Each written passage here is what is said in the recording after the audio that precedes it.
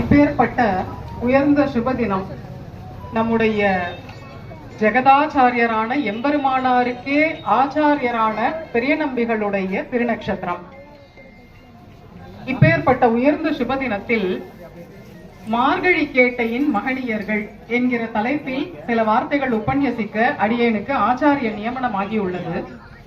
உபன்யாசத்துக்குள்ள பிரவேசிக்கிறதுக்கு முன்ன ஒரு சில விஷயங்கள் சொல்லிக்கணும். இப்போ சுவாமி அவர்கள் விருது கொடுத்தார். நாடு புகழும் பரிசு அப்படின்னு ஆண்டாள் சொல்றா. ஒரு வாக்கியம் திருப்பாவையில வருது.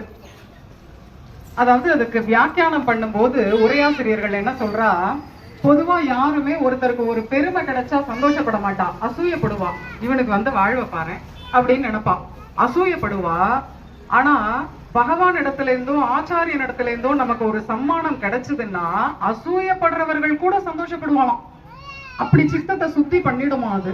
அதுதான் நாடு புகழும் பரிசு. நாடெல்லாம் புகழ்றது அப்படிங்கிற பரிசு அதுதான். அது போல இங்க இங்க 2 ரத்னங்கள் சுவாமி சாதிச்ச அந்த பெருமைகள்லாம் கொண்ட 2 ரத்னங்கள் அவர்களுக்கு, அதுவும் இந்த தனுர் மாசத்துல ஸ்ரீ ஆண்டாளே நாடு புகழும் பரிசுன்னு பாடின இந்த மாசத்துல எம்பெருமான் மாசானம் மார்க சீர்ஷோகம் அப்படின்னு தானே திருவாய் மலர்ந்தருளின இந்த தனுர் மாசத்துல இப்பேற்பட்ட நம்முடைய ஆச்சாரியனுக்கே ஆச்சாரியனா இருக்கக்கூடிய பெரிய நம்பிகள் சுவாமிகள் அவர்களுடைய திருமாளிகையில இருந்து ஆச்சாரிய சுவாமியின் இடத்துல இருந்து இப்படி ஒரு விருது கிடைச்சதுங்கிறது சாமானியம் இல்ல. இது வந்து நித்தியப்படி நினைச்சு